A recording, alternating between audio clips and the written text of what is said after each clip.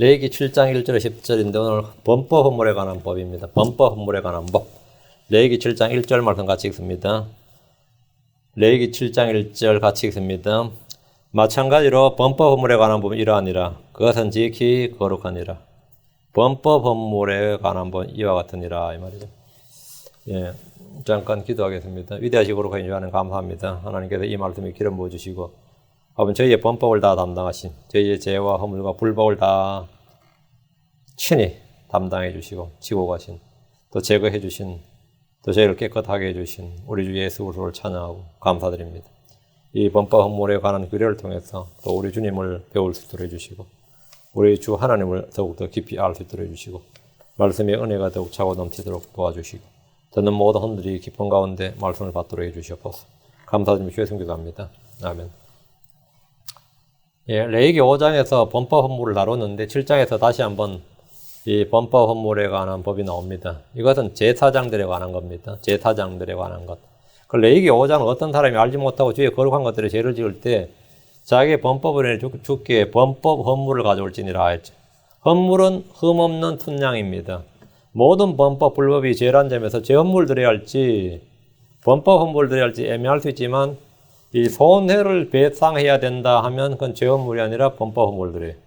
손해 배상이 없다 그러면 죄 헌물 드리면 돼요. 손해를 배상해야 되는 경우에는 반드시 범법 헌물을 드려야 됩니다. 주의 거룩한 헌물이나 11조 등의 손해를 끼치는 죄라든지 배상을 필요하는 죄는 범법 헌물과 더불어서 5분의 1을 원금의 원상 회복에다가 20% 5분의 1을 더해서 제사장에게 줘야 됩니다. 손해와 손실에 대한 배상과 보상이 범법 헌물의 핵심입니다. 사람들이 손해를 끼쳤을 때 그것은 상대방과 나와 둘만의 문제가 아니라 주께 죄를 범한 겁니다. 내가 형제에게 이웃에게 죄를 지으면 그것은 나와 그 사람 둘만의 문제가 아니라 주께 죄를 범한 것이다. 우리가 이웃이나 형제에게 짓는 모든 죄는 기본적으로 주의 법을 어긴 죄입니다. 사람에게 거짓말하면 그 사람에게만 죄를 지은 것이 아니라 거짓말하지 말라 이렇게 명령하신 주의 법을 어긴 것으로 주께 범법한 것이기 때문에 범법 헌물을 드리고 또 그 거짓말로 인해 상대가 피해를 입었으면 피해 보상을 해줘야 된다 이 말이에요. 남의 물건을 훔치면 그것은 나와 그 사람 둘만의 문제가 아니라 주께 범한 죄입니다. 현대 유럽이나 미국이나 대부분의 국가의 형벌은 사람이 짓는 죄를 국가에 대한 죄로 봅니다. 그 사람이 짓는 죄를 국가에 대한 죄로 봐요. 이런 가해자와 피해자가 합의를 하고 배상이 다 이루어져도 국가가 정한 법을 어긴 죄에 대해서는 책임을 묻습니다. 내가 누구를 한 대 쳤어요. 그 사람한테 잘못을 하고 그 사람도 나를 용서하고 충분히 보상을 해줘도 폭력에 관한 상해면 상해라든지 여기에 대한 벌은 받아야 됩니다. 그 사람이 나는 저 사람 처벌하기를 원치 않아요 해도 받아야 돼요. 가해자와 피해자가 합의를 하고 쌍방간에 합의가 되고 배상이 다 이루어져도 국가의 국법을 어겼다 이거죠. 너는 그 사람에게 죄를 지은 게 아니라 국가가 정한 법을 어겼다 이거예요. 그래서 국가에서 책임을 묻는데 이제 이 법이 거의 다 전 세계가 비슷합니다. 한국의 경우는 이제 반의사 불벌죄 그래요. 의사에 반해서 벌을 주지 않는다. 이 뭐냐면 우리 서로 합의를 해버리면 더 이상 형사 절차가 진행되지 않는 경우인데 존속 폭행이나 가족 문제일 경우에 그래요. 그 아들이 엄마를 때렸어요. 이 성경에 따르면 사형이에요, 이거는. 그런데 한국 법은 엄마가 나는 아들 감옥 가는 거 원치 않고 전과자 만들고 원치 않는다 이거예요. 그래서 경찰한테 써서 나는 이 처벌을 원치 않아서 처벌 불원이라고 그러죠. 이러면 이제 이걸 이제 반의사 불벌죄 가족 간이니까 이제 한국 유경 문화이기 때문에 가능해요. 미국은 안 됩니다. 더 심해요. 반의사 불벌죄라 그래가지고 그 피해자의 의사에 반해서 벌을 주진 않는다. 피해자가 용서해버리고 됐다면 어떤 이제 존속 폭행이나 가족 문제에 관해서 그런데 이게 앞으로 아마 이것도 폐지될 겁니다. 아주 좀 심해지기 때문에 그래가지고 이제 지금까지는 그랬어요. 그 반의사 불벌죄라서 이제 그런 이제 가족 내에서 해결해라 이렇게 해서 이제 놔줬죠. 부부간의 문제 그래서 요즘 사실 큰 문제가 되죠. 공포지 못해, 사실은. 그래서 자부하기를 원하십니까? 아니면 놔두겠습니까? 이렇게 물어요. 그건 뭐라 그래? 그러면 예. 지금까지는 그 법이 있었기 때문에 묻는 거예요. 그런데 사실은 남에게 대해서 폭행치상이나 상해 사건의 경우는 둘이 아무리 원만하게 합의를 해도 피해자의 의사와 관계없이 형사 절차가 진행됩니다. 그래서 어떤 한국 사람들은 이 고소고발을 잘 하거든요. 상대방을 협박하기 위해서 돈 더 뜯어내기 위해서 고소고발을 일단 해놔요. 고소고발 해놓고 이제 네 나한테 합의 안 하면 네 죽는다 그러는데 그때는 합의해도 죽어요. 합의한다고 해서 이 고소한 사람은 합의하면 괜찮아질 줄 알았는데 경찰이 그러죠. 당신 둘만의 문제 아니라고. 이건 국가의 국법을 어긴 문제다 이거야. 당신이 아무리 용서를 하고 고소 취하해도 이거는 경찰이나 검찰에서 입건을 시킵니다. 그리고 계속 진행을 해 나갑니다. 왜? 이건 당사자 둘의 문제가 아니라 뭐라고? 예. 국가에서 사람을 치지 말라고 그랬다 이거예요. 훔치지 말라고 그랬다 이거예요. 죽이지 말라고 그랬다. 국가의 명령을 어긴 거죠. 국가의 법을 어긴 거죠. 둘의 문제 아니다 이거죠. 그래서 이스라엘은 뭐냐면 상대방 자기들이 아무리 뭐래도 하나님께서 하지 말라고 한 걸 했다. 하나님 하라고 안 했다는 거죠. 하나님께 대한 반역죄로 보는 거죠. 불순종, 불병. 그래서 성경은 우리가 이웃이나 형제에게 죄를 질 경우에 그것이 무조건 일단은 뭐라고요? 죽게 범법한 것이다. 당사자가 아무리 합의를 해서 둘이 서로 좋아 죽어서 했든 뭐든 간에 그건 하나님께 대한 범법이다 이거예요. 레위기 6장 2절에서 4절이 좋은 예입니다. 레위기 6장 2절 3절 어떤 혼이 죽게 죄를 짓고 범법하되 어떤 혼이 죽게 죄를 짓고 범법하되 곧 자기가 지키도록 넘겨받은 것에서나 동업하는 일에서나 폭력으로 빼앗은 것 등에서 자기 이웃에게 거짓말을 하거나 혹은 자기 이웃을 속였거나 잃어버린 물건을 찾고도 그것에 관해 거짓말하거나 거짓 맹세하는 등 사람이 행하는 이 모든 일 중에 하나에서 즉 그 일에서 죄를 지으면 그 사람이 행하는 이 모든 일 중 하나에서 즉 그 일에서 죄를 지으면 이게 뭐라고요? 어떤 혼이 죽게 죄를 짓고 범법하되다. 이게 어떤 혼이 죽게 죄를 짓고 범법하는 것이다. 사람에게 행한 이 모든 범법이 뭐라고요? 죽게 죄를 짓고 범법한 것이다. 이렇게 나오죠. 이웃에게 한 거짓말이나 남의 물건을 잃어버린 것이나 속인 것이나 맹세로 약속을 지키지 않는 것들에 대해서 어떤 혼이 죽게 죄를 짓고 범법하되 이렇게 정의가 되어 있습니다. 사람들에게 끼친 손해와 손실과 남의 권리를 빼앗은 것 등이 죽게 범한 죄란 겁니다. 4절 그는 죄를 지어 유죄이므로 그는 죄를 지어 유죄이므로 하나님께 유죄다 이거죠. 주님께서 그는 유죄라고 말씀하셨습니다. 이에 대해 죄헌물이 아니라 범법 헌물을 드리라는 겁니다. 이런 죄는 배상을 필요로 하기 때문입니다. 배상의 원칙은 원상회복에 20%의 가상금을 붙입니다. 그리고 자기의 범법 헌물을 주께로 가져가는데 흠없는 순양을 헌물로 취해서 제사장에게로 가져가면 됩니다. 제사장은 주 앞에서 그를 위해 속죄하면 그가 범법하여 행한 모든 일에 그 어떤 것이라도 용서를 받습니다. 그렇게 했는데 용서를 받아요. 제사장 앞에 가져가면. 근데 상대방 20% 받고도 더 내놓으라, 막 땡깡을 부리면 50% 내놔라. 그거는 돈으로 계산이 안 되는 것이다. 그러고 용서를 못 하겠다. 그러면 어떠죠? 그것도 이게 황당한 겁니다. 그거는 그냥 배상해주고 죽게 범법을 가져가면 그건 용서받아요. 이 피해자가 나는 죽었다 해도 나는 그놈 용서 못 한다. 그런다 해서 용서 못 받는 게 아니고 그 법 절차대로 진행해 나가면 법 절차대로 행하면 끝이 그 용서 안 한 놈이 나쁜 놈이지. 그거 가지고 한몫 챙기겠다고 끝까지 물고 늘어지고 이러면 그 사람도 그 죄 헌물 들어야 돼. 그 사람도. 범법 헌물은 우리 주 예수로께서 우리의 모든 헌물과 범법을 용서해 주신 것을 예표하는 헌물입니다. 골로새 2장 13절에 또 너희의 죄들과 너희 육체의 무할례 가운데서 죽었던 너희를 하나님께서 그분과 함께 살리시고 너희의 모든 범법을 용서하셨으며 보면 주님이 뭐라고요? 너희의 모든 범법을 용서하셨으며 있죠. 너희 모든 범법을 용서하셨으며 그러니까 범법 헌물들이 뭐라고 그의 죄가 용서받으리라 그의 범법 용서받으리라 그랬죠. 그러니까 용서받는 거예요. 용서받는 거죠. 예수는 우리의 범법을 위해 하나님께 드려진 범법 헌물입니다. 예수는 우리의 마지막 속죄 헌물, 죄 헌물이고 우리의 범법 헌물이다. 예수는 율법 아래 있던 우리의 범법들을 구속하시려고 죽으셨습니다.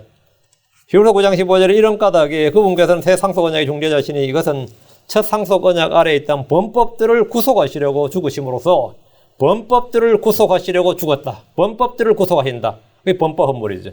부르심을 받은 자들이 영원한 상속유업의 약속을 받게 하려 하심이니라. 우리가 우리 주 예수님께서 우리의 범법 헌물이 되셨다. 자, 본문을 보겠습니다. 7장 1절.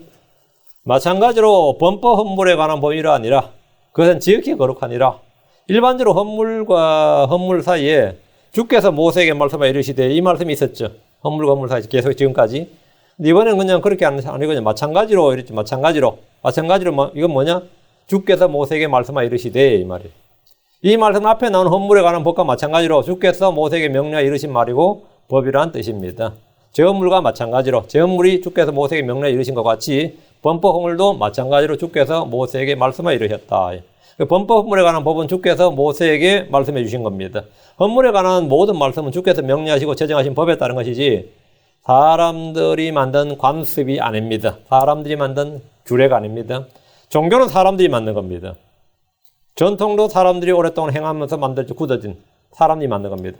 그러나 성경에 어떤 것도 사람들이 창안해내거나 만든 것은 없습니다. 성막이나 제사장책이나 희생헌물이나 절기나 거룩한 날이나 음식규례나 모든 것이 다 주께서 정하신 법입니다. 그것은 지극히 거룩하니라. 이 말씀은 범법 헌물이 지극히 거룩하다는 겁니다. 하나님께서 거룩하다 또는 지극히 거룩하다고 하신 것은 주님의 소유로 주님을 위해서만 사용되어야 하는 것들입니다. 거룩이란 주께서 정하신 용도와 목적을 위해 따로 떼어놓은 것, 분리해 둔 것으로서 우리가 다른 용도로 사용해서는 안 되는 것들입니다. 그러면 거룩한 것들은 뭐죠? 침해한 죄가 되는 거죠. 2절. 그들이 번제 헌물을 잡는 곳에서 범법 헌물을 잡을 것이요. 번제 헌물을 잡는 곳, 우리 번제 헌물 들리면 뭔가 잡아야 되죠. 번제 헌물을 잡는 곳에서 범법 헌물을 잡는다. 그는 그것의 피를 제단 위에 돌아가며 뿌리고, 범법 헌물로 가져온 희생물은 흠없는 순양입니다. 이것을 잡는 곳은 번제 헌물을 잡는 곳에서 잡으라고 하는데 희생물을 잡는 곳은 언제나 제단의 북쪽 해중의 성막문입니다. 번제 헌물, 제 헌물, 무슨 헌물이든 다 잡는 것도 같아요. 상성 같습니다. 제헌물이든 번제 헌물이든 희생물을 잡는 곳은 항상 이곳인데 우리 주께서 십자가에 못 박히신 곳이 성문 밖에 있는 북쪽입니다. 범법 헌물의 피는 제단 위에 돌아가며 뿌립니다. 이것은 제헌물과 다릅니다. 제헌물의 피는 제사장과 이스라엘 온 회중을 위해 드린 것으로 제헌물의 피는 제사장과 온 이스라엘 회중을 위해 드린 것은 성막 안으로 가져가다 분향제단에 바르고 나머지는 제단 아래에다 쏟아붓습니다. 범법 헌물은 피를 처리하는 방법을 제외하면 나머지는 제헌물의 규례가 거의 같습니다. 범법 헌물은 제헌물과 달리 드린 사람들에 따라 헌물이 다르지 않아요. 무조건 전부 통일입니다. 모두 다 흠없는 순양입니다. 순양의 크기는 보통 2세겔 이상의 가치가 나가는 것으로 제사장이 지정해 주었는데 이는 배상의 의미가 있습니다. 범법 헌물은 번제 헌물을 잡는 곳에서 잡아서 피를 뿌리는데 그 역시 번제 헌물의 피를 뿌린 것과 같습니다. 레위기 1장 5절 11절에 보면 번제 헌물을 잡은 뒤에 피를 어떻게 뿌리는지 나옵니다. 레위기 1장 5절. 그는 주 앞에 서서 그 수소를 잡을 것이요 아론의 아들들인 제사장들은 그 피를 가져다가 회중의 성막 문 옆에 있는 제단 위에 돌아가며 뿌릴 것이며, 그 제단 위에 돌아가며 뿌리라고 그러죠. 범법 헌물 역시 이와 같이 그의 피를 제단 위에 돌아가며 뿌립니다. 피 흘림 없이는 죄의 사면이 없습니다. 하나님은 피를 통한 구속은 구약 성경에서부터 계시된 성경의 핵심 진리입니다. 피는 우리의 죄를 깨끗이 씻어줍니다. 우리의 희생 헌물이 되신 예수님께서 죽으셨고 피를 흘렸습니다. 그분의 피는 우리의 죄를 구속합니다. 우리의 죄를 씻습니다. 골로새 1장 14절. 그분 안에서 우리가 그분의 피를 통해 구속고 죄들의 용서를 받았도다. 이곳에서 그분의 피를 통해 이 피를 통해란 말씀이 현대권들에는 삭제되고 없습니다. 피가 없이는 죄의 사면도 깨끗함도 없습니다. 그분의 피를 통하지 않고는 화해가 없습니다. 그분의 피가 없이는 언약도 없습니다. 주의 제단 한번 생각해 보십시오. 거기는 언제나 타오르는 불이 있고 희생물에 죽음이 있고 피가 있습니다. 그것은 우리의 죄와 불법을 처리하는 곳입니다. 3절. 또 그것의 모든 기름을 들이되 헌물의 모든 기름을 들이되 곧 꼬리와 내장을 덮는 기름과, 이건 화평헌물 할 때 나왔네, 그죠? 그 꼬리와 내장을 덮는 기름과, 희생물의 피와 기름은 주의 것입니다. 희생물의 피와 기름은 사람이 먹을 수가 없습니다. 제사장들은 고기는 먹을 수 있지만 희생물의 피나 기름은 절대 먹어서는 안 됩니다. 레위기 3장 17절. 너희는 기름이나 피를 먹지 말라. 그것은 너희 모든 처소에서 너희 세대들을 위하여 영속하는 법규가 될지니라. 레위기 7장의 3절에 이스라엘 자손에게 말하 이르라 너희는 소나 양이나 염소의 기름 중에서 어떤 것도 먹지 말 것이요. 소나 양이나 염소의 기름 중 어떤 것도 기름은 먹지 말라죠. 하나님께서 헌물로 드리고 제사장들이 주어 먹게 한 것들 중에 피와 고기는 절대로 먹어서는 안 된다. 피와 고기는 절대 먹어서는 안 됩니다. 백성들은 죽은 짐승의 기름이나 찢긴 것의 기름을 먹어서도 안 됩니다. 레위기 7장의 4절에 스스로 죽은 짐승의 기름이나 짐승의 찢긴 것의 기름은 다른 용도로 쓰려니와 결코 먹지 말지니라. 동물성 기름을 식용으로 사용하지 말라 이 말입니다. 다시 3절 또 그것에 모든 기름을 드리라 하는데 기름을 모두 드리는 희생헌물은 화평헌물, 제헌물 그리고 범법헌물입니다. 번제헌물은 당연히 기름을 포함해 모두를 불로 태웠습니다. 음식헌물의 경우는 곡물임으로 아예 해당 사항이 없습니다. 다음 3절 그 꼬리에 내장을 덮는 기름이었는데 이것은 화평헌물에 상세하게 규정되어 있습니다. 꼬리는 양의 꼬리로 기름이 가장 많습니다.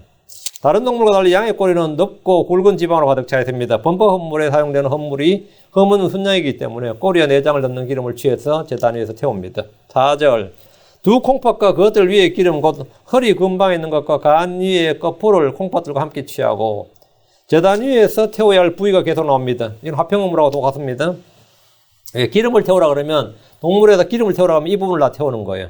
꼬리와 내장을 덮는 기름은 콩팥 두 개, 그 위에 기름, 허리 근방에 있는 것, 간, 그 콩팥들 다 취해서 그것들을 다 취해서 제단에서 태우면 됩니다. 이 부분은 먹지 말고 태워서 주께 드리는 겁니다. 이제 범법 헌물이에요. 피는 제단에 뿌리고 기름은 제단 위에서 태우는데 이것은 주께 드리는 향기로운 냄새입니다. 무슨 헌물이든지 제단 위에서 불로 태우는 것은 모두 향기로운 냄새로 주께 드린 겁니다. 레위기 17장 6절에 제사장은 그 피를 회중의 성막문에서 주의 제단 위에 뿌리고 그 기름을 태워 주께 향기로운 냄새가 되게 할지니라. 제사장은 뭐냐? 피는 제단 위에 뿌리고 기름은 태워서 주께 향기로운 냄새가 되게 할지니라. 이게 피는 제단에 뿌리고 기름은 태운다. 제단에 태운다. 이것은 헌물, 태운 헌물의 가장 기본입니다. 기본 원칙이에요. 5절 제사장은 그것들을 제단 위에서 태워 불로 예비하여 주께 드리는 헌물로 삼을지니라. 그것은 범법 헌물이니라. 이렇게 드리는 헌물을 뭐라고요? 범법 헌물이니라. 그 모든 범법은 이제 용서를 받는 거죠.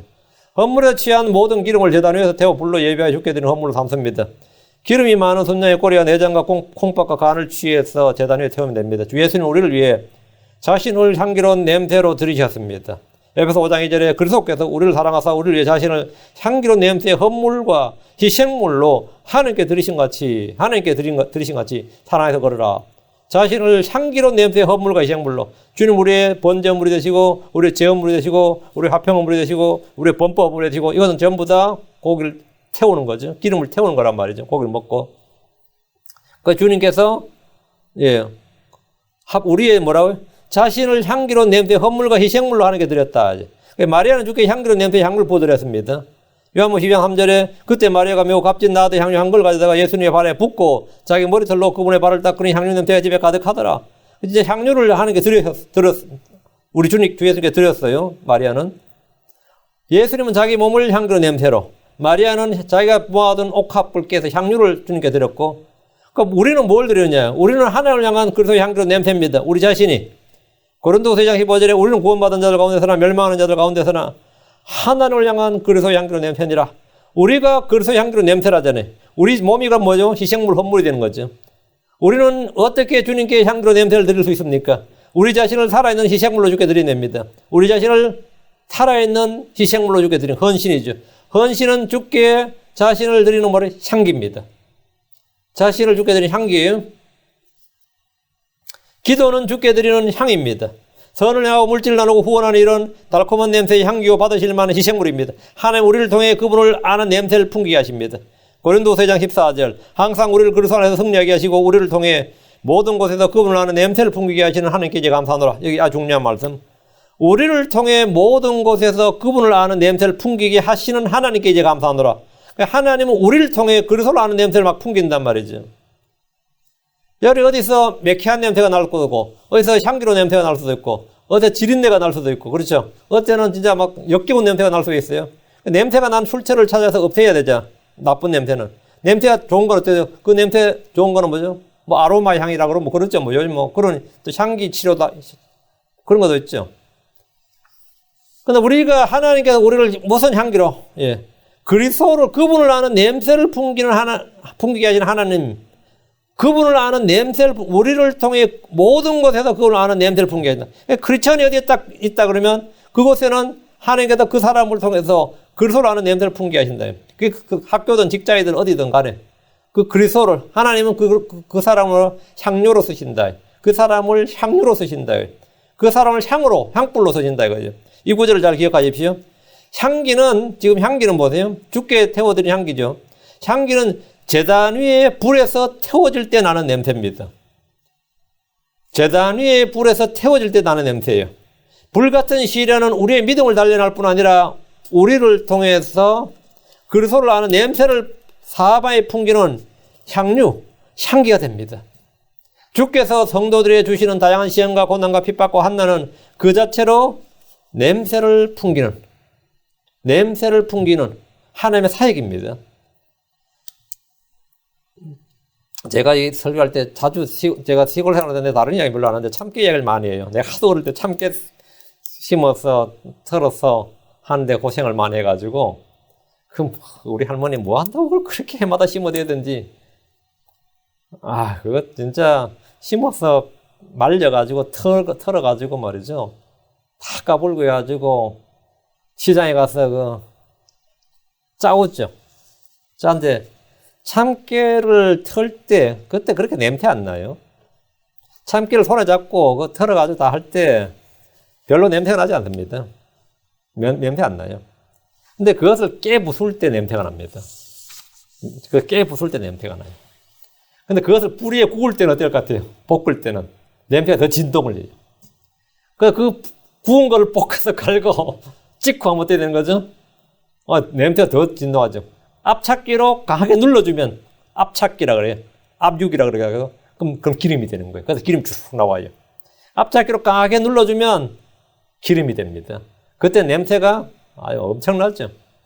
주께서 우리를 통해 그리스도의 냄새가, 그리스도의 향기, 그리스도의 냄새를 아는, 그리스도의 향기가 나게 하는 방법도 이와 같습니다. 크리스천이 그냥 놔두면 아무 냄새 안 납니다. 좀 두들겨 부수면 좀 두들기면 이제 약간씩 냄새가 나는 거예요. 불 위에 불 같은 시련이 닥치고 환난이 닥치면 향기가 막 나게. 그걸 이제 강한 압력과 제거로 눌러주면 뭐가 되는 거죠? 향유가 되는 거예요. 이 향유가 되는 거예요. 그러니까 주님께서 우리를 그리스도를 아는 냄새를 풍기게 하신다는 말은 뭐죠? 예, 성도는 그냥 두면 아무 냄새가 나지 않습니다. 깨어지고 상하고 부서지고 갈아지고 불에 타고 볶아대고 말이죠. 강하게 눌릴 때 그 속에 있는 생명이 흘러나오면서 냄새가 납니다. 물론 당사자 죽을 맛이겠지만 그렇게 돼요. 원리가 그래요. 자, 다시 5절. 그것은 범법 헌물이니라. 흠없는 순양을 잡아 피를 제단에 뿌리고 꼬리와 고기 안에 기름들을 취해 불러들인 것이 범법 헌물이다, 이 말이에요. 성경에 범법 헌물이란 말이 총 33구절에 나옵니다. 범법 헌물은 음식 헌물, 제헌물과 마찬가지로 제사장들이 먹을 수 있습니다. 이거는 이제 앞에서는 안 나왔던 내용이었죠. 지금 이건 제사장들에 관한 규례이기 때문에, 앞에서는 드리는 사람들에 관한 규례니까.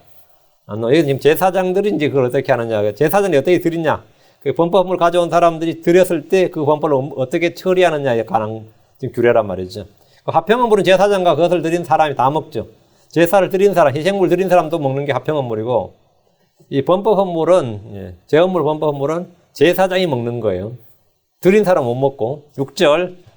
제사장들 가운데 남자마다 그것을 먹되, 범법헌물을 먹대요. 고기를 먹는 겁니다. 거룩한 곳에서 먹을지니 그것은 지극히 거룩하니라. 범법헌물에서 피와 기름을 제외한 고기는 제사장의 몫으로 그것을 먹습니다. 제헌물은 피를 성막 안으로 가져가지 않는 것에 대해서만 먹을 수 있습니다. 제사장들 가운데 남자마다 그것을 먹되, 이 말씀대로 제사장들은 희생물에 대한 권리가 있습니다. 신약에 나오죠. 고린도전서 9장 13절. 거룩한 것들에 관하여 섬기는 자들이 성전에 속한 것들로 사는 줄 너희가 알지 못하느냐. 제단에서 섬기는 자들이 제단과 함께 헌물에 참여하는 자들임을 알지 못하느냐. 이랬죠. 거룩한 것들에 관하여는, 범법물이든 제헌물이든 다 거룩한 것들이란 말이에요. 거룩한 것들에 관하여는 섬기는 자들이, 제사장들이 성전에 속한 것들로 사는 줄 너희가 알지 못하느냐. 제단에서 섬기는 자들이 제단과 함께 헌물에 참여한 자들임을 알지 못하느냐. 유대인들은 다 알죠. 이방인은 성경을 배워야 하는 거고, 주를 섬기는 제사장들은 성경에 속한 것들로 살고 제단과 함께 헌물에 참여합니다. 신약에서 크리스천들에게는 이런 제단이 없고 대신에 식탁이 있습니다. 테이블이 있죠. 우리 주께서 우리의 희생물이 되셨는데 자신의 살과 피를 주셨습니다. 우리가 먹는 빵과 포도즙은 주님의 살과 피를 기억하는 겁니다. 주는 이 주의 잔을 나누는 것은 그리스도의 피에 참여하는 것이고, 우리가 떼는 빵은 그리스도의 몸에 참여하는 것입니다. 참여하는 것이다. 헌물의 제단과 함께 헌물에 참여하는 자들만 알지 못하느냐? 구약의 제사장들은 헌물에 참여한 자고, 우리는 뭐라고요? 그리스도의 피에 참여하고 그리스도의 몸에 참여한다. 그리스도 피와 몸, 그게 바로 우리의 희생 헌물이었단 말이죠. 우리는 모두 왕가의 제사장들입니다. 영적 제사장들입니다. 그래서 주의 몸과 피에 참여합니다. 주님 우리의 헌물과 희생물이 되셨기 때문에. 제사장들이 그것을 먹는다는 것은 주의 제단에 참여하는 자가 되는 겁니다. 우리가 주의 만찬을 것은 주의 몸과 피에 참여하는 겁니다. 우리는 주의 일을 하면서 주의 기쁨과 영광에 참여합니다. 주께서는 자신이 받으시는 것들을 제사장들에 주어 먹게 하셨듯이 주님은 자신이 받으시는 것들을 우리에게 나누어 주십니다. 밭을 가는 자는 소망 중에 갈며 소망 중에 사자가는 자는 자기의 소망에 참여하는 자가 됩니다. 참여하는 자가 된다. 복음을 전하는 자는 복음에 참여하는 자가 됩니다. 우리는 그리스도께 참여한 자들이 되었습니다. 우리는 주의 거룩하심에 참여한 자가 되었습니다. 우리는 앞으로 나타날 영광의 참여자들입니다. 주께서 그것을 먹되 할 때 먹을지니라. 이건 참여자가 되라. 다음에 뭐라? 주님과 함께 교제하는 자가 되라. 먹는다는 게 그겁니다. 누가 나와 함께 먹는다는 것은 참여자가 되는 것. 다음에 나와 교제하는 자가 되는 거죠. 그것을 먹되 제사장이 그걸 먹으라 이거예요. 그 제단에 참여한 자가 되고 주님과 교제하는 자가 되라. 먹을지니라. 이 말씀은 주의 은혜와 풍성한 공급을 말합니다. 주님은 자신의 것으로 자신을 섬기는 종들을 먹이십니다. 시편 34편 9절 10절에 오 주의 성도들아 너희는 그분을 두려워하라. 그분을 두려워하는 자들에게는 부족함이 없도다. 젊은 사자들은 부족하여 굶주릴지라도 주를 찾는 자들에게는 모든 좋은 것이 부족하지 아니하리로다. 예. 부족함이 없도다. 부족하지 아니하리. 모든 좋은 것이 부족하지 아니하리로다. 범법 헌물로 주께 드린 순양의 고기를 주께서 제사장들과 그 아들들에게 주어 먹게 하셨다는 것은 크리스천들에게 큰 힘과 위로가 되는 말씀입니다. 주께서 우리에게 먹을 것과 입을 것과 모든 필요를 공급하실 것을 약속하셨습니다. 나는 주께 드리고 주의 일을 했을 뿐인데 뭐래. 제사장이 자기 양을 갖다 드린 것도 아니고 백성들이 가져온 양을 주께 드린 거 아니에요. 그런데 제사장들이 그 양을 주었단 말이에요. 주님이 받으신 걸 섬기는 종들이 줬단 말이죠.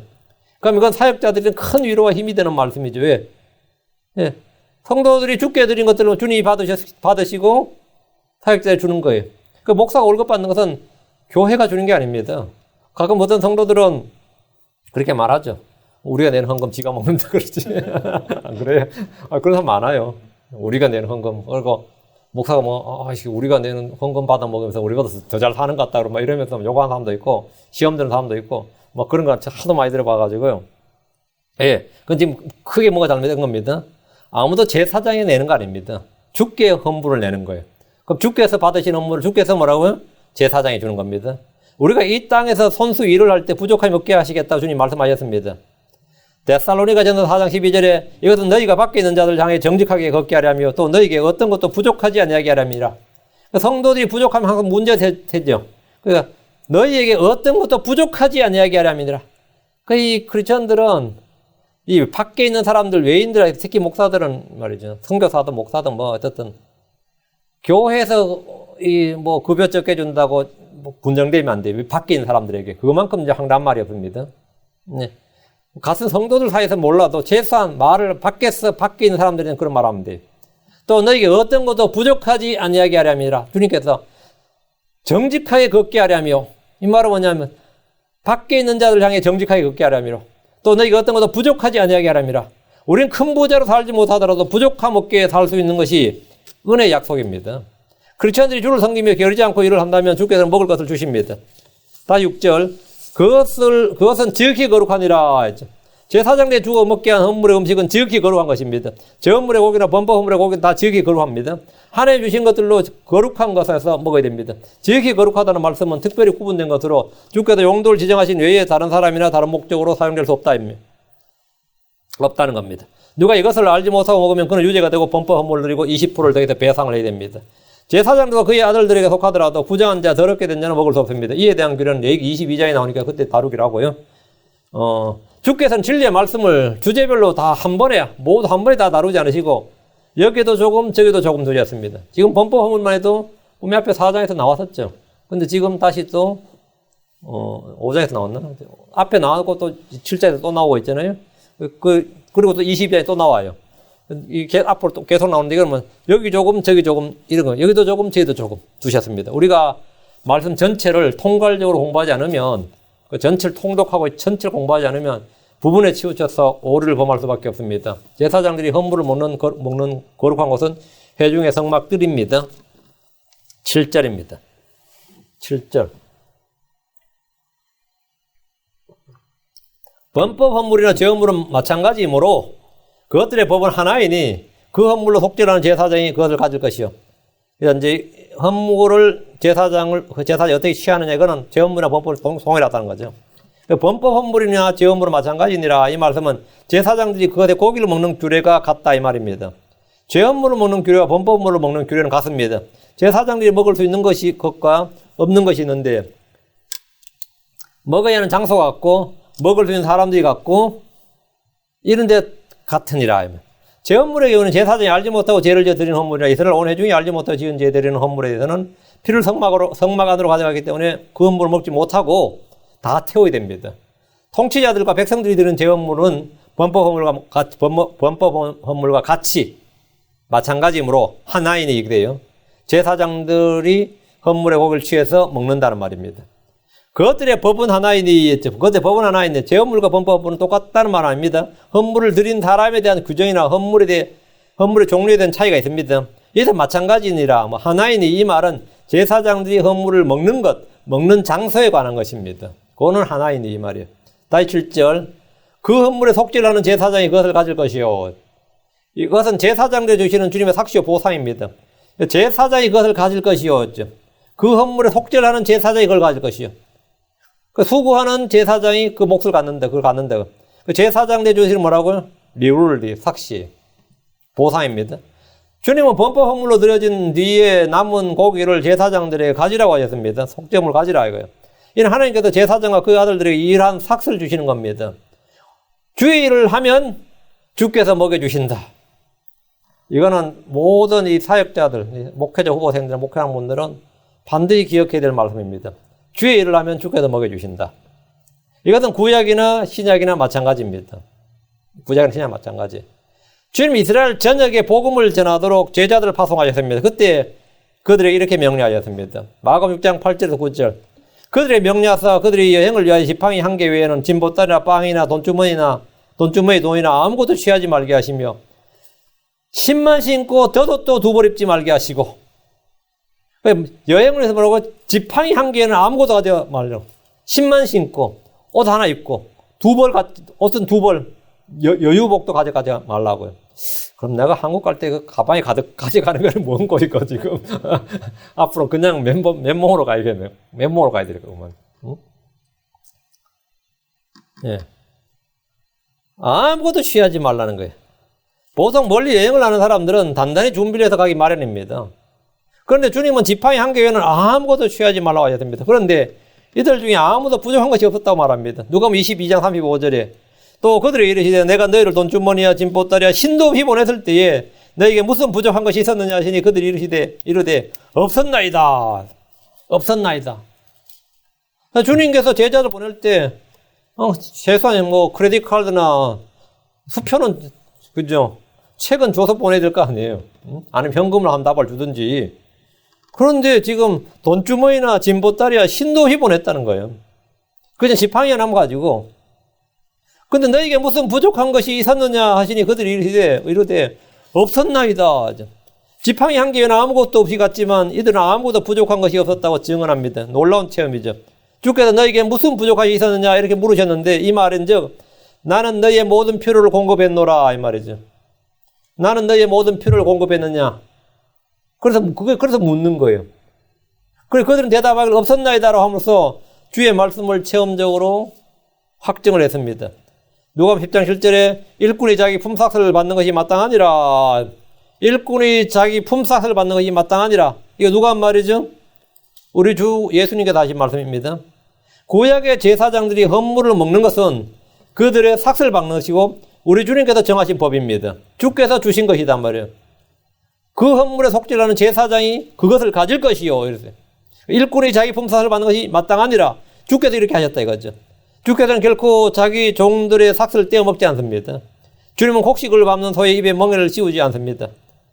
오늘날 목회자들 중에 많은 분들이 주께 부름을 받아서 사역하는 것이 아니라 이 취미 삼아서 자기가 원해서 설교하고 가르칩니다. 젊을 때 이 주께 사역에 부르심을 받았는데 차마 순종을 못하고 있다가 어느덧 나이가 40좀 되고 50좀 되고 이제 사회적으로 이제 나름 직업도 갖고 하는데 늘 마음 한쪽에 캥기는 게 있는 거예요. 사역을 했어야 되는데 그러니까 이제 다시 사역을 할 수 있는 방법이 없을까? 그렇다고 해서 자식 있고 뭐 있고 한데 직장 다 때려치고 그동안 직장 다 때려치고 할 수는 없는 거 아니에요. 그 내가 이걸 현상 유지를 하면서 내 직업 이걸 다 갖고 있으면서 사역할 수 있는 방법이 없을까? 이렇게 해서 사역하는 게 이제 파트타임을 하는 거죠. 그런 사역자들이 꽤 많이 있습니다. 근데 그런 사람들이 굉장히 자랑스러워요. 나는, 풀타임 안 하면서 내 직업을 가지면서 자비랑 선교 사역을 한다. 이런 식으로. 근데 그건 성경적으로는 굉장히 잘못된 겁니다. 주님께서는 뭐라고요? 그렇게 하지만, 주님은 그렇게 정하지 않았다 이거죠. 제사장들이 구약의 제사장들은 24수로 나누세요. 24조로 나누었다고요. 그리고 보름씩, 12개월이죠. 보름씩 섬겨요. 보름씩 돌아가면서 보름씩. 그러면 1년에 360일 중에서 제사장 가서 예루살렘에서 성막 섬기는 게 보름이라고. 그럼 나머지 날은 뭐 해요? 내가 직업 가져야지, 그죠? 근데 성경에 그렇게 안 돼 있어요. 그렇게 안 돼 있다고. 풀타임으로 1년 내내 하도록 돼 있어요. 풀타임으로. 근데 진짜 성막에 섬기는 일은 보름입니다. 보름입니다.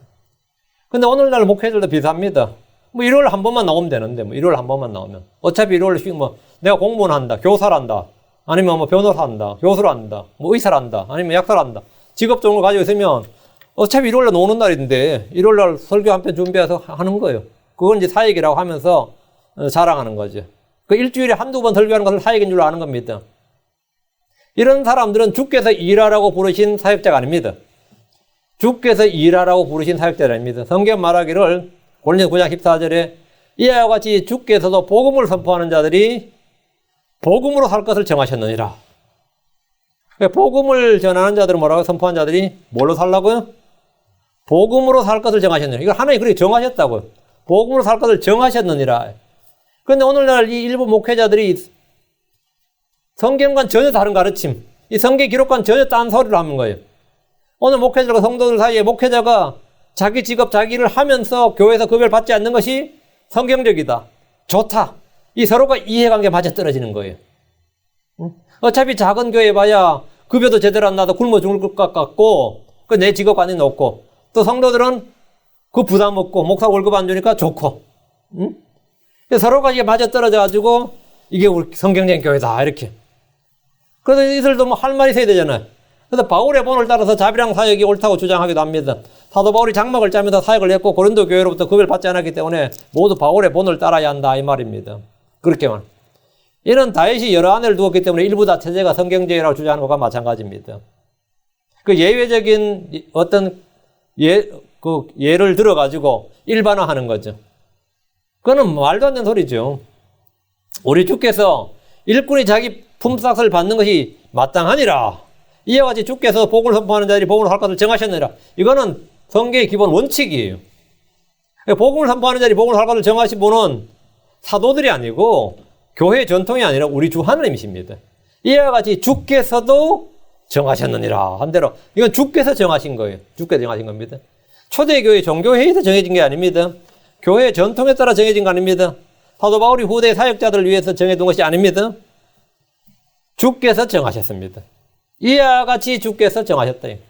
그런데 이와 다른 음성을 내는 목소리, 이 다른 음성을 내는 자들이 자꾸 나와요. 그건 내 사랑하는 이의 목소리가 아닙니다. 그가 목사든 신학자든 뭐든 간에 이건 내 사랑하는 이의 음성이 아닙니다. 이것은 선한 목자의 음성이 아닙니다. 양들은 목자의 음성을 알아듣는다 했죠. 그 선한 목자의 음성이 아닙니다. 8절입니다. 어떤 사람의 번제물을 드리는 제사장고 그 제사장은 자기가 드린 번제물의 가죽을 가질 것이니라. 야, 방금 고기를 먹으라. 그 고기가 제사장이 가지라고 그랬죠. 지금도 뭐라고? 가죽도 가지라. 헌물의 가죽을 가질 것이니라.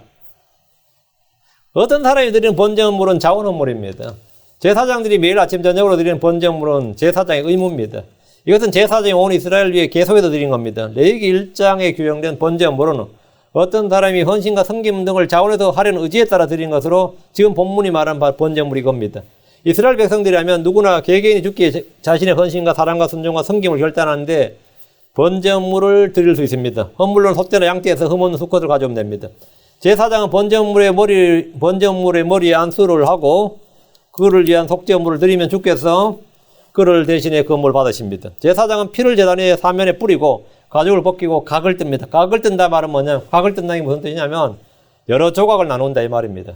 근데 한국말로 그냥 각을 뜬다 그러는데 조각할 때 각입니다. 조각을 여러 조각으로 나눈다 이 말이에요. 고기를 잘게 썬다는 말입니다. 고기를 잘게 썬다. 양이나 염소를 헌물로 가져오면 같은 방식으로 잡아서 죽게 드립니다. 비둘기를 가져오면 머리를 비틀어서 죽입니다. 피는 제단 곁에다 짜는 겁니다. 모이주머니에 깃털은 뽑아서 제단 동편에 재를 버린 곳에 버리고 날개를 찢어서 제단 위에 불 위에 태우면 됩니다. 이 중에 소나 양이나 염소로 드리는 번제물로 드리는 희생물은 가죽을 제사장이 갖는다 이 말입니다. 가죽을 갖는다. 소가죽, 양가죽, 염소가죽 어때요?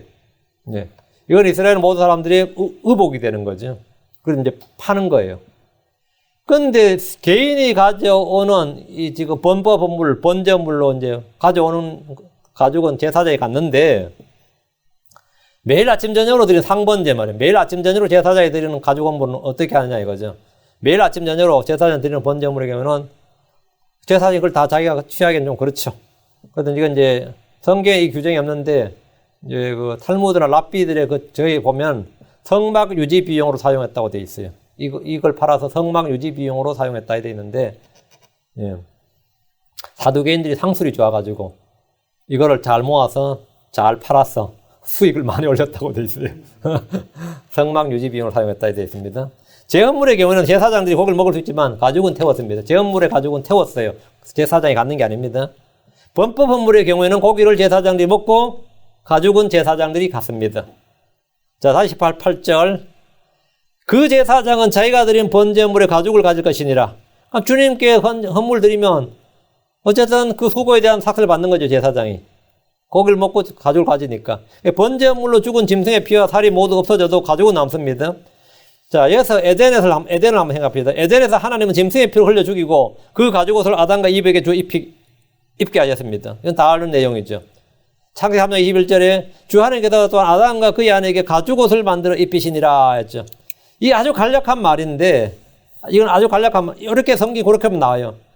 주 하나님께서 또한 아담과 그의 아내에게 가죽 옷을 만들어 입히시니라. 그럼 그 짐승이 뭔지는 안 나오는데 양으로 봅니다. 순양으로. 자, 양으로, 그건 이제 성경 전체적으로 몇 보면 어린 양을 예표하니까 양으로 봅니다. 자, 그럼 이제 에덴의 동산에서, 낙원에서 이제 하나님께서 양을 한 마리 주셔서 그것을 가죽 옷을 만들어 입혔단 말은 뭐죠? 양이 죽어야죠. 가죽 옷을 만든. 그러니까 양을 죽이고 피를 흘린 거죠. 그러니까 피는 아담의 죄를 속죄하고 그 고기는 어떻게 된 거죠? 죽였으니까 번제물로 드리고 가죽 옷은 아담이 준 겁니다. 그럼 아담은 뭐가 되는 거죠? 제사장이 되는 졸지. 유대의 랍비들은 이 말씀을 율법에 비춰서 해석하기를 이건 이제 창세기는 딱 한 줄밖에 안 나요. 주 하나님께서 또한 아담과 그의 아내에게 가죽 옷을 만들어 입히시니라 이렇게 나오는데 가죽 옷을 만들어 입히시니라. 가죽은 뭐라고? 번제물의 가죽을 가질 것이니라. 이 말씀을 비추어서 해석하기를 아담은 하나님이 주신 양을 번제물로 드렸을 것이고 주님은 그를 대신해서 헌물을 받으셨고 그 가죽을 아담에게 주셨다. 그래서 아담이 그 가죽 옷을 입었다. 하나님이 만들어 주셔서 입었다. 이렇게. 근데 해석이 그럴듯하죠. 그렇다는데 이제 성경에 나오는 이야기는 아닙니다. 그 제사장이 드리는 그 가죽 옷을 그냥 취할 수는 없다는 거죠. 가죽 옷을 어떻게 취한다고요? 번제물로 드리고 그 가죽 옷을 취한다 이거죠. 번제물에 죽음이 있어야 나는 옷을 입을 수 있는 거예요. 누가 죽어야 나는 고기를 먹을 수 있는 거죠. 내가 먹고 입는 것은, 사람이 먹고 입는 것은 누군가의 뭐가 필요하다? 희생이 필요한 거죠. 주님께서 우리가 먹을 입을 것을 준다는 것은 뭐죠? 주님 자신이 우리의 뭐가 됐다? 헌물, 희생 헌물이 됐다 이거예요. 이게 와닿습니까? 와닿습니다. 그 예수님은 예, 우리의 희생 헌물이다. 예수님은 자 제사장이 자기가 드린 번제물의 가죽을 가졌다는 것은 주님께 가지라고 하셨어요. 제사장이 자기가 드린 번제물의 가죽을 가졌다는 것은 그 가죽으로 뭐 자기 옷을 해 입는 거죠. 팔을 수도 있고 가죽 옷을 해 입는 건데 우리가 입게 될 가죽 옷에 관한 예표입니다. 예수님을 하나님 희생물, 헌물로 받아들인 사람은 그분의 피가 우리의 죄를 씻고 그분의 살을 우리가 먹고 뭐죠? 그 피에 참여하고 몸에 참여한 자가 되는 거죠. 그리고 그 옷을 입는단 말이죠. 그분이 우리의 뭐가 된다? 가죽 옷이 된다. 그러니까 말씀이 생각나죠. 예수님은 하나님께서 하나님의 제사장, 그리스도 제사장, 영적 희생물들은 영적 제사장들이 주신 옷입니다. 그래서 로마 13장 14절에 오직 너희는 뭐로 옷 입고? 오직 너희는 주 예수 그리스도로 옷 입고 육신의 정욕을 채우기에 육신에게 기회를 주지 말라. 말씀이 다 와닿죠. 예수님은 빛의 갑옷입니다. 로마 13장 12절 밤이 많이 지나고 낮이 가까이 왔으니 그럼 우리가 어둠의 행위를 벗어버리고 빛의 갑옷을 입자. 빛의 갑옷을 입자. 뭘 입자는 거죠? 예수 그리스도로 옷 입자. 예수님 우리의 가죽 옷이다. 예수님 우리의 가죽 옷이 된 것은 왜 옷이 된 거죠? 예. 희생 헌물이 됐다 이거예요. 우리를 위한 뭐라고? 하나님께 드리는 희생 헌물이 됐고 그 가죽 옷을 내가 가지래. 주님 우리의 모든 범법을 사하셨다. 우리의 모든 범법 헌물이 되셨다. 예수님 우리가 입어야 할 새 사람으로 세우십니다. 갈라디아 3장 27절 너희 중에서 그리스도 안으로 침례를 받은 자는 다 그리스도로 옷 입었느니라. 그리스도로 옷 입었느니라. 그럼 어때요? 말씀이 쫙 맞아 들어가죠? 맞아 들어가죠. 우리가 구약을 공부하는 목적은 신약에 대한 이 신약의 진리들을 훨씬 더 풍부하게 계시와 조명을 받기 위한 것이 배움과 훈계를 받기 위한 것이지 우리가 이 구약에 따라 양이나 소 잡자고 한 거 아니죠. 그건 아닙니다. 이걸 배경을 알면 훨씬 더 어떻게 신약에 대한 이해도 깊어지는 겁니다. 그 제사장들이 자신이 범법 헌물로 드린 가죽을 취하듯이 우리는 우리 희생물이 되신 그분을 취합니다. 우리는 예수 그리스도를 소유한단 말입니다. 그분은 의의 옷입니다. 예수님은 하나님의 전신갑주입니다. 그렇죠? 자, 이사야 61장 10절 내가 주를 크게 기뻐하며 내 혼이 내 하나님을 기뻐하리니 이는 마치 신랑이 장식으로 자기를 꾸미고 신부가 보석으로 자기를 단장하는 것 같이 그분께서 구원의 옷으로 나를 입히시고 의의 겉옷으로 나를 덮으셨기 때문이라. 아담한테 했던 것과 똑같죠. 하나님께서 아담에게 가죽옷을 지어 입히셨단 말이죠. 그분께서 구원의 옷으로 나를 입히시고 의의 겉옷으로 나를 덮으셨기 때문이라. 뭘로? 예수 그리스도로 빛의 갑옷으로 하나님의 전신갑주로. 내가 예수 그리스도를 믿는다는 것은 우리가 그분으로 옷 입었다는 걸 말합니다. 범법 헌물의 피는 죄를 지켜줍니다. 범법 헌물의 죽음은 육신의 정과 욕심을 죽음으로 처리합니다. 범법 헌물의 가죽은 우리의 수치를 가려주고 혀옷을 입혀줍니다. 주 예수를 믿지 않는 자는 벌거벗고 그것을 알지 못합니다. 라오디게아 교회를 향해서 주님께서 말씀하셨습니다. 그들은 교회였어요. 어쨌든 주님이 하신 말씀이 계시록 3장 18절에 내 비참한 것과 가련한 것과 가난한 것과 눈먼 것과 벌거벗은 것을 알지 못하기 때문이라. 벌거벗은 것을 알지 못한다. 그들은 그리스도로 옷 입고 있지 않았다 이거죠. 새 사람 옷 입고 있지 않았다. 하나의 전신갑주 입고 있지 않았다. 빛의 갑옷이 없었다 이거예요. 그러니까 벌거벗은 것을 알지 못하기 때문이라. 그래서 주님이 명하신 게 뭐죠? 흰옷을 사서 입어 내 벌거벗은 수치를 드러내지 말라. 이 빛의 갑옷이 뭡니까? 예수로 옷 입어라 이 말이에요. 주 예수로 옷 입고 살면 벌거벗은 죄 드러나지 않습니다. 고린도서 5장 3절에 우리가 옷 입고 있으면 벌거벗은 죄 드러나지 아니하리라.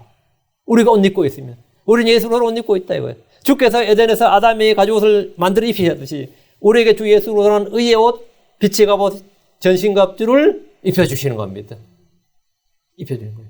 그것이 뭐냐면 가죽은 제사장이 가질지니라. 오늘 말씀은 이 범법은 우리의 모든 범법을 제거하신, 우리의 모든 범법을 담당하신 우리 주 예수 그리스도에 관한 위대한 그 예표입니다. 말씀을 잘 기억하시고 말씀의 은혜를 마음에 간직하시기 바랍니다. 예, 그리고 겸하여 언제나 여러분이 그 화요일 저녁, 그리고 수요일 낮, 또 금요일 저녁, 토요일 이게 제가 말씀 준비한 시간이거든요. 기도를 많이 해주시기 바랍니다. 내 얘기 준비하는 게, 내 얘기뿐만 아니라 아무도 마찬가지로 말씀 준비하는 게 그렇게 만만치가 않습니다. 예. 예전에 생각하기로는 이 정도 하면은 뭐, 안 보고도 저절로 줄줄 나올 줄 알았는데, 어떻게 이게 갈수록 어렵네요. 해보니까. 예. 쉽지가 않습니다. 그래서 생각도 많이 하게 하고, 말씀도 많이 해야 돼서 시간이 많이 걸립니다. 그래, 기도를 여러분이 많이 해주시기 바랍니다. 그 시간이 되면 여러분이 말씀을 주시도록 기도해 주시고, 또 우리가 말씀 잘 받도록 기도해 주시고, 교회가 모두 다 늘 우리 교회는 항상 하나님의 말씀을 중심으로 돌아가는 교회니까 그걸 늘 기억하시기 바랍니다. 저희 교회가 말씀 침례 교회예요. 말씀 침례 교회. 이 레이기 공부 통해서 우리가 하나님의 거룩하심, 하나님께 주시는 복을, 은혜를 저희가 많이 받길 바랍니다. 주님께서 더 많은 계시와 조명을 주시길 바랍니다. 기도합시다. 위대하시고 거룩하신 주 하나님 감사합니다. 하나님께서 은혜와 복을 주시고 주의 영을 충만케 해주실 간구합니다. 이 시간 선포한 모든 말씀이 너 성도들 마음 가운데 참으로 믿음과 잘 결합하도록 도와주시고, 하나님 참으로 날마다 해를 이 세상에 비춰주신 같이 주의 말씀의 빛을, 성령의 조명을 저희 마음 가운데 환하게 비춰주셔서 저희가 주의 보여 나오는 놀라운 것들을 보게 하여 주시고, 아버지 하나님 저희가 어두운 가운데 걷지 않게 해 주시기를 간구합니다. 아버지 하나님, 주님께서 저희의 범법 허물이 되어 주셔서, 또 저희의 죄 허물이 되어 주셔서 저희의 모든 죄와 불법과 허물과 범법을 완전히 제거하시고 깨끗게 해주심을 감사합니다. 주의 피로 저희를 씻어주시고, 또 주의 죽으심으로 말미암아 아버지 저희의 모든 육신의 정과 욕심을 처리해 주시고, 또 아버지 하나님 주께서 그 가죽옷을, 그 옷을 취하게 하셔서 저희의 의복이 되어 주셔서 감사합니다.